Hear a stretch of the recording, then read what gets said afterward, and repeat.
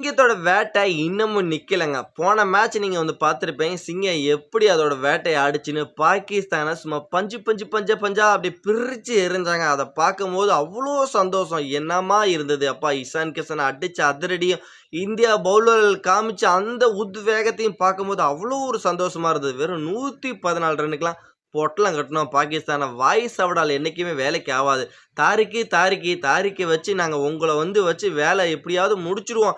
அந்த பவுலர் தான் உங்களுக்கு நாங்க வச்சிருக்க செக்கு அப்படின்லாம் சொன்னீங்க. பிளஸ் அந்த தாரிக்க எப்படி ஹேண்டில் பண்ணும் அப்படிங்கிறத நாங்க உங்களுக்கு நிரூபிச்சிருக்கேன். பிளஸ் அதே மட்டும் இல்லாம உங்கள்ட்ட ஒரு தாரிக்கு நாங்க போடுற எல்லா தாரிக்குமே பார்த்தீங்கன்னா, உங்களால தாக்கு பிடிக்க முடியாம தாறு தாரா கிழிஞ்சு போனீங்க. 114 ரன்னுக்குலாம் பார்த்தீங்கன்னா பொட்டலமானீங்க.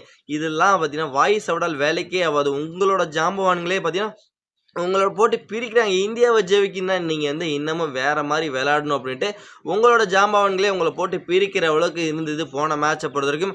அதே மாரி இன்னமும் இந்தியாவோட அந்த கர்ஜனை இன்னமும் நிக்கலங்க. கடைசி லீக் மேட்ச் பார்த்தீங்கன்னா, நாளைக்கு விளையாட போறாங்க. பிளஸ் நாளைக்கு நெதர்லாந்துக்கு எதிரா விளையாட போறாங்க. இந்த கர்ஜனையில நெதர்லாந்து ஒரு சாதாரண அணியா நம்ம எதுலயும் எடை போட முடியாது. நெதர்லாந்து சச் அ டேலண்ட் இருக்க ஒரு பிளேயர்ன்னு நம்ம சொல்லி எல்லாமே அந்த அணிக்கு எதிரா இந்தியா நம்ம காட்ட போற ஆட்டம் தான் வேற ரகமா இருக்க போது.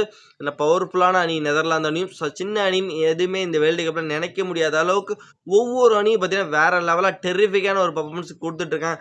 அப்படிப்பட்ட சூழல்ல நாளைக்கு இந்தியா வெர்சஸ் நெதர்லாந்து அகமதாபாத்ல சும்மா கோலாகலமா நம்ம என்ஜாய் பண்ணி பார்க்க போறோம்.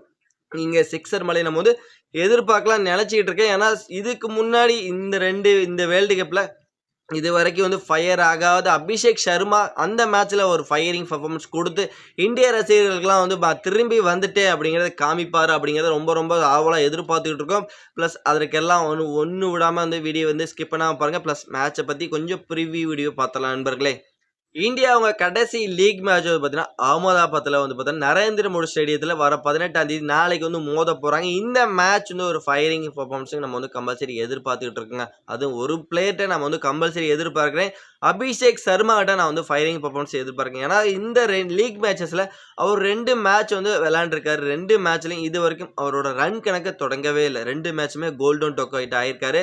பிளஸ் இந்த மேட்ச்லயாவது அவர் மறுபடியும் அந்த இதுலருந்து அந்த கோல்டன் டக்ல இருந்து வெளியில வந்து அவரோட ஃபயரிங் பெர்ஃபார்மன்ஸ் கொடுத்து இன்னைக்கு ஒரு 100 ரன்னை பதிவு பண்ணி இந்திய ரசிகர்களுக்கும் சரி பிளஸ் அபிஷேக் சர்மாவோட ஃபேன்ஸ் எல்லாத்துக்குமே நான் இருக்கேன், நான் வேற ரகமா இருக்கேன், இன்னமும் என்னை யாராலும் கண்ட்ரோல் பண்ண முடியாது அப்படின்ட்டு காமிச்சு பிளஸ் இந்த ஒரு நரேந்திர மோடி ஸ்டேடியத்தில் ஒரு 100 ரன்னை பதிவு பண்ணி இந்திய ரசிகர்கள் ஒரு சந்தோஷத்தை ஏற்படுத்தி சூப்பர் 8 கிலோஸ் கெத்தா வேற ரகமா உள்ள என்ட்ரி கொடுப்பாரு அப்படிங்கிற மாதிரி எல்லாம் எதிர்பார்த்துட்டு இருக்கோம்.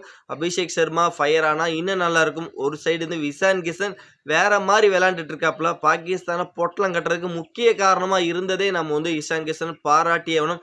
இஷான் கிஷன் துளி கூட பயம் இல்லையா அந்த பையனுக்கு, துளி கூட பயம் இல்லை. எப்படி போட்டாலும் அடிக்கிறாப்புல, என்ன பண்ணாலும் அடிக்கிறாப்புல. அந்த அளவுக்கு பார்த்தீங்கன்னா சச்ச ஓப்பனிங் பேட்டிங்கா இருந்துட்டு இருக்காரு இந்திய அணிக்கு. இப்படிப்பட்ட சூழல்ல அபிஷேக் சர்மாவும் ஃபயர் ஆகியிருந்தாருன்னு வச்சுங்க, அவ்வளோதான். பாகிஸ்தானை இன்னமும் அன்னைக்கு பயங்கரமா இருந்திருக்கும். ப்ளஸ் அன்னைக்கு பாகிஸ்தான் கொஞ்சம் சாதாரண இஷான் கிஷன் அடிக்கே மிரண்டு போயிட்டாங்க. அன்னைக்கு அபியும் ஆடி இருந்தாருன்னா வேற மாதிரி இருந்திருக்கும் மேட்ச். இந்த மேட்ச்ல இந்த அகமதாபாத்தில் நடக்க போற இந்த நெதர்லாந்துக்கு எதிரான மேட்ச்ல இவங்க 2 பேரும் காமிக்கிற அடி வேற மாதிரி இருக்கும்னு நான் நினைக்கிறேன். இதனால பார்த்தீங்கன்னா நெதர்லாந்து என்ன பண்ண போறாங்க, திக்கு முக்காடி திகைக்க போறாங்களா? ஓகே ஃப்ரெண்ட்ஸ், இந்த வெனியோட பிச் ரிப்போர்ட் ஓரளவு பார்த்துடலாங்களா? இது வரைக்கும் இங்க மொத்தம் 10 T20 இன்டர்நேஷனல் மேட்ச் நடந்திருக்கு. இங்க பேட்டிங் ஃபர்ஸ்ட் புடிச்ச டீம், அது ஃபர்ஸ்ட் பேட்டிங் புடிச்ச டீம் 6 மேட்ச் வின் பண்ணியிருக்காங்க. சேஸ் பண்ண டீம் பார்த்தீங்கன்னா 4 மேட்ச் வின் பண்ணியிருக்காங்க. இங்க ஓவராலா ஃபர்ஸ்ட் இன்னிங்ஸோட ஆவரேஜ் ஸ்கோர் என்ன மாதிரி இருந்திருக்குன்னா 200 ரன்னுக்கு மேல இருந்திருக்கு. சரியான ஒரு ஃபிளாட் விக்கெட்டு.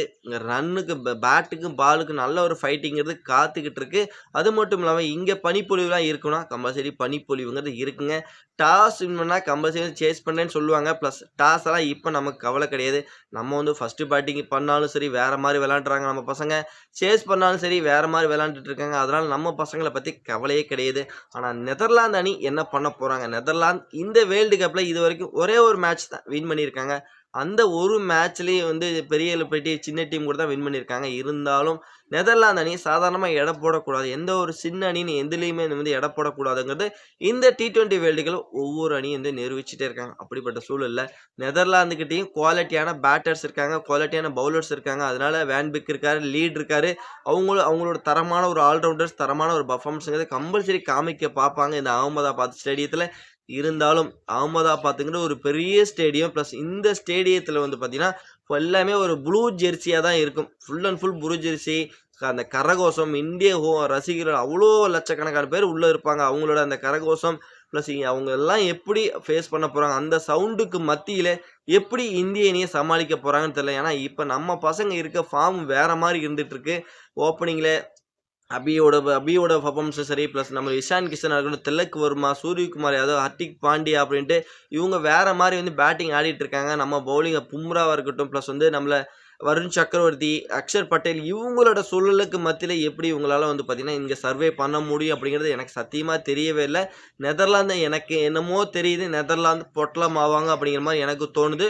இந்த மேட்ச் ஒரு அதிரடியான ஒரு பெர்ஃபார்மன்ஸ் இந்திய அணி காமிச்சு, பிளஸ் இந்த வேர்ல்டு கப்ல கெத்தா சும்மா மாஸா வேற மாரி வந்து சூப்பர் 8க்குள்ள நுழைவாங்கன்னு நெனைக்கிறேன். பிளஸ் சூப்பர் 8க்குள்ள உள்ள என்ட்ரி ஆயிட்டோம்னா, அங்க நமக்கு ஒரு டேஞ்சரான அணிலாம் உள்ள காத்துட்டு இருக்காங்க. பிளஸ் அந்த டேஞ்சர் அணியெல்லாம் ஒவ்வொன்னா நம்ம வந்து தட்டி தூக்குறோம். எப்படி நம்ம சூப்பர் 8க்குள்ள நுழைஞ்சுட்டோம்னா, நமக்கு வர அணி இன்னைக்கு நடக்கிற மேட்ச்லயே தெரிஞ்சிரும். ஜிம்பாப்வே வரப்போதா, ஆஸ்திரேலியா வரப்போதா அப்படின்னு இன்னைக்கு மேட்ச் நடக்கிற மேட்ச்ல ஓரளவுக்கு நமக்கு தெரிஞ்சிரும். ஆல்மோஸ்ட் நமக்கு எதிரா வந்து சவுத் ஆப்பிரிக்கா, வெஸ்ட் இண்டீஸ்லாம் வருவாங்கன்னு நெனைக்கிறேன் இந்த சூப்பர் 8 குரூப்ல. அப்படி வந்தாங்கன்னா, ஒவ்வொரு மேட்சும் அடுத்ததுக்கப்புறம் தீ மாரி இருக்க தான் போகுது. சூப்பர் 8ல ஒவ்வொரு மேட்சும் அப்படியே தீ மாரி இருக்கும். எப்புட்றா அப்படிங்கிற மாரி இருக்கும். ஏன்னா ஒவ்வொரு டீமும் இந்த வேர்ல்டு கப்ல எதுவுமே எந்த ஒரு டீமே வந்து சாதாரணமா எடை போட முடியாத அளவுக்கு வந்து வேற ரகமா பேட்டிங், பவுலிங் எல்லாம் காமிச்சிட்டு இருக்காங்க. பிளஸ் அவங்க தான் எல்லாம் குவாலிஃபையும் ஆகியிருக்காங்க சூப்பர் 8க்கு. அப்படிங்கிற பட்சத்தில சூப்பர் 8 மேட்ச் பார்க்கும்போது ஒரு ஹை பிரஷர கம்பல்சரி உண்டாக்க தான் போகுதுங்க. ஒவ்வொரு டீமும் ஒவ்வொரு ரகமா இருக்கிறாங்க. பிளஸ் T20க்குன்னே வந்து படைக்கப்பட்ட அணி மாரி இருக்கிறாங்க. இப்படிப்பட்ட சூழல்ல இந்தியா ஒவ்வொரு அணிய அடிச்சு தும்சம் பண்ணி இந்த 2026 T20 வேர்ல்டு கப் வாங்கி இந்த கோடான கோடி மக்கள் முன்னாடி காமிக்கணும். அதுதான் என்னோட ஆசையா இருக்கு. பிளஸ் நீங்க என்ன நினைக்கிறீங்க? அபிஷேக் சர்மா இன்னைக்கு பெரிய 100 வந்து அடிப்பாரா? பிளஸ் அது மட்டும் இல்லாம இந்தியா இன்னைக்கு ஒரு 300 பிளஸ் ரன்ஸ் அடிப்பாங்களா? கம்பல்சரி இன்னைக்கு 300 போகுமா?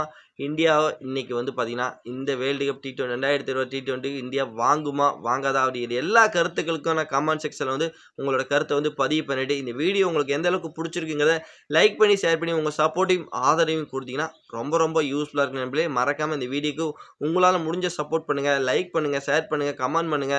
உங்க சப்போர்ட்டிங் ஆதரவு தான் ரொம்ப ரொம்ப எனக்கு முக்கியமா இருக்கு. ஓகே நண்பர்களே, இந்த வீடியோ உங்களுக்கு புடிச்சுனா, நம்ம வந்து நெக்ஸ்ட் வீடியோல மீட் பண்ணலாம். Bye bye friends.